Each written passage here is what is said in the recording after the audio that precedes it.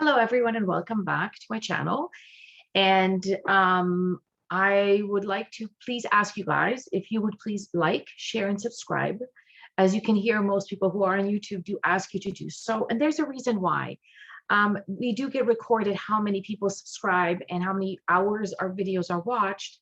And my goal is to be able to have my own channel name. I just started out these videos, and when you have more than 100 subscribers, then you can actually brand yourself. So that would be awesome. So please, if you would do this, that would be awesome for me. Thank you so much.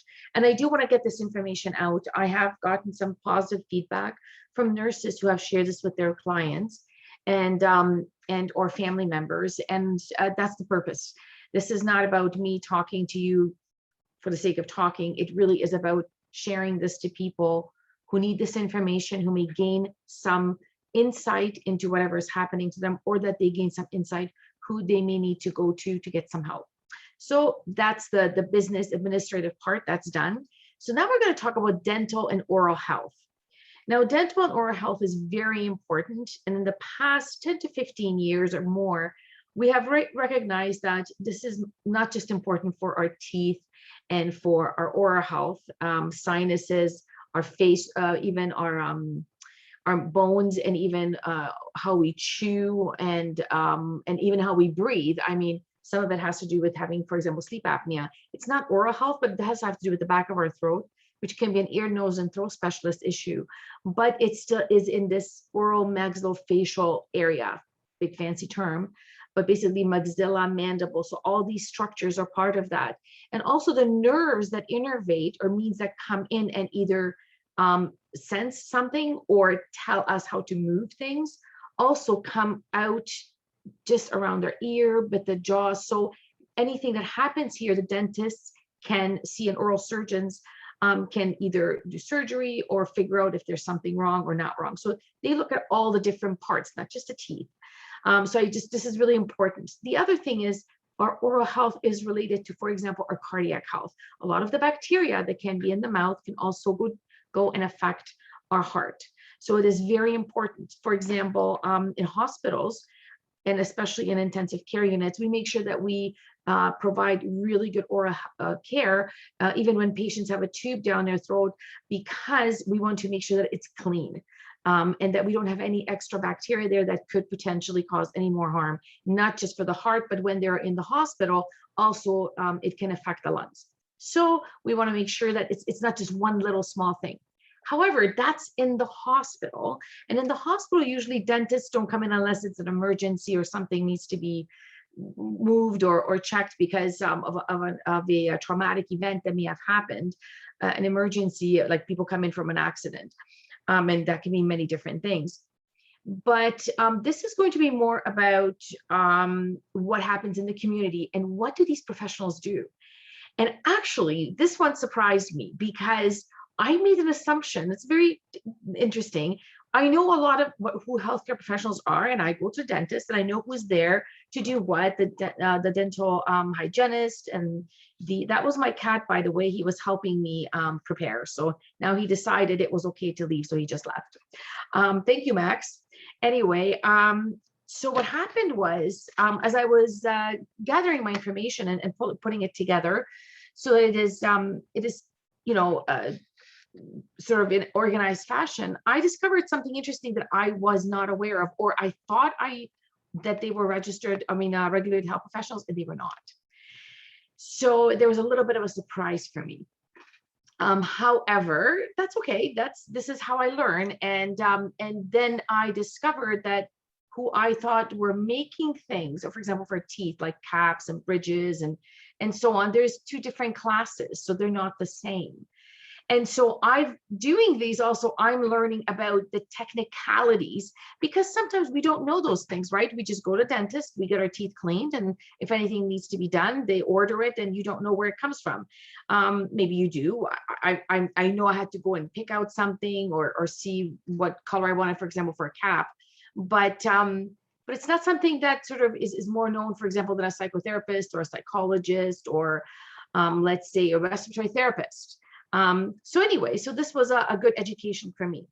But this is also a really good video to remind us, as I said, in the hospital as well, we make sure, and in long-term care, that people have maintained good oral health with cleaning twice a day. We used to always, and sometimes in intensive care, we used to clean patients' mouth every 2 to 4 hours, simply because there was the likelihood of dry mouth, and also things to collect because the person did not have saliva like we do every day, and moisten the mouth, and also being able to swallow like we do normally. So we had to be all of those things for that patient. So I used to do a lot of mouth care for patients just to maintain their oral health, because it did affect whether they had pneumonia and also whether they had any issues with their heart. So very important. For that reason, also for anyone that is not in the hospital, but for me and for all of you, please brush your teeth, floss, do rinse, and make sure that you take care of your teeth, because it does matter how healthy you are, and that it does have a relationship to heart health, and also, I mean, in hospitals for ventilator-acquired pneumonias. So this is important stuff. So who are these people that do this? And so there are 4 healthcare professionals who work with teeth or replacement of teeth. And so as usual, I prepared a little slide just so that those of you who would like to stop the video and then go and read for yourself after, you can do so, so that you have something that is there for you to look at. So I'm going to share again, as I always do, the slide, so that we can take a look at this. And I'm having a hard time here sharing the slide. So here we go. So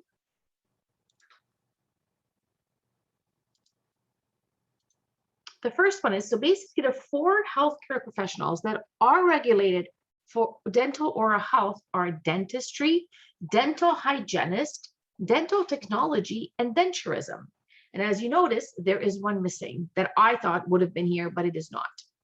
So dentistry, see the instruments here, is dentists assess the physical condition of the oral facial. So that's your face and in the mouth. That means the tongue, the teeth, the cheeks, and even everything to do with chewing, biting, moving your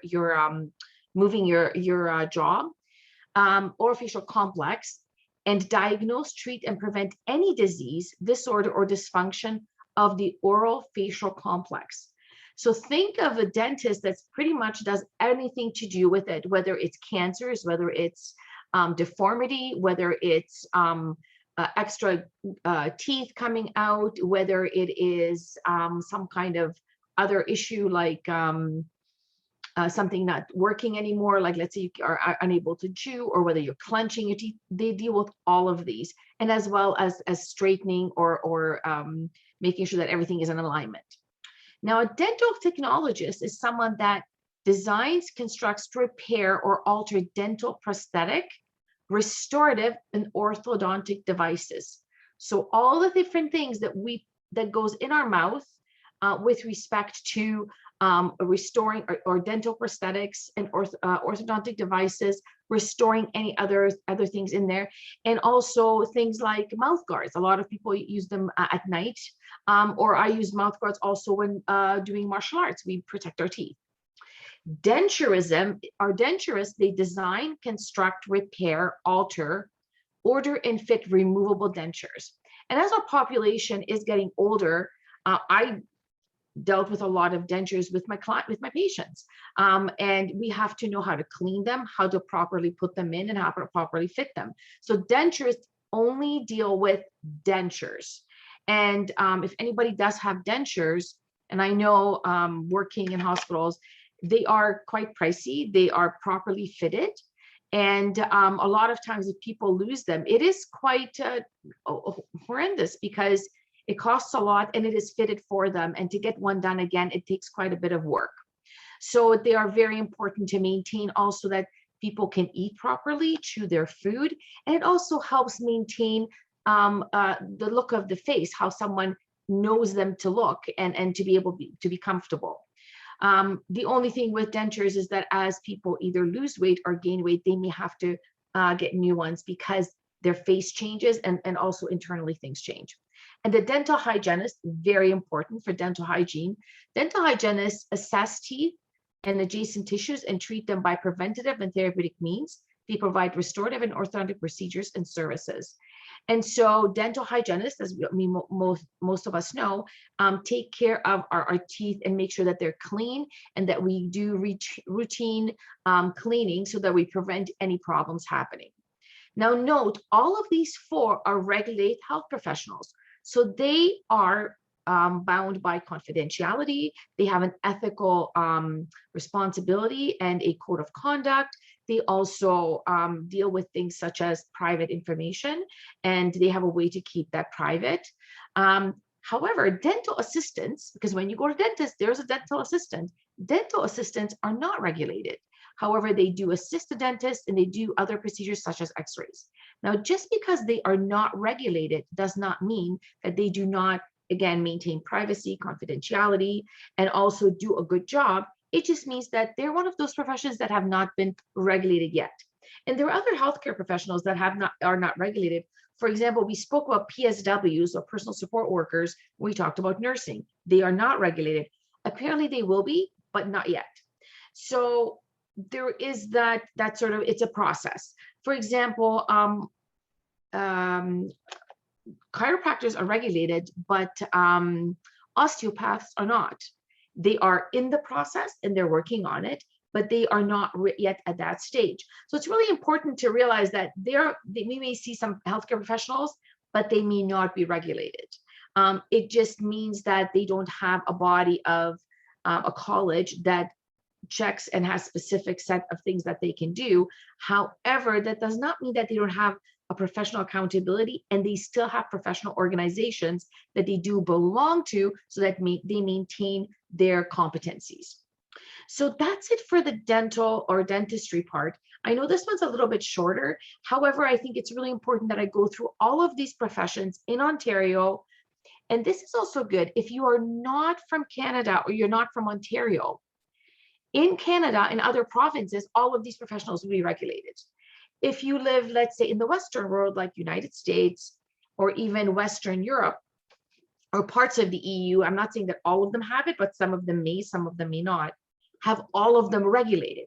What this means is there is usually a body of a college or a certificate body or a board that grants these regulations, regulatory bodies, what you can and can't do, what are the ethics, code of conduct, and how do you document and maintain competency in that profession. And so internationally, this does apply in a sense that you may not have all of them the same way regulated as we do here in Ontario. However, that there are regulatory bodies or there are professional bodies that do maintain competencies, body of knowledge, and also a membership in good standing so that they know who these people are and that they are doing a good job. And so that way you can find out who is regulated, who's not. And if you are one of these professionals and are interested in creating a college for your profession, then you can figure out how you can do that, because that is a process that you go do with the Ministry of Health. So that's it for this little blurb, little video. And again, if you would I would love it if you would share, subscribe, and like my videos.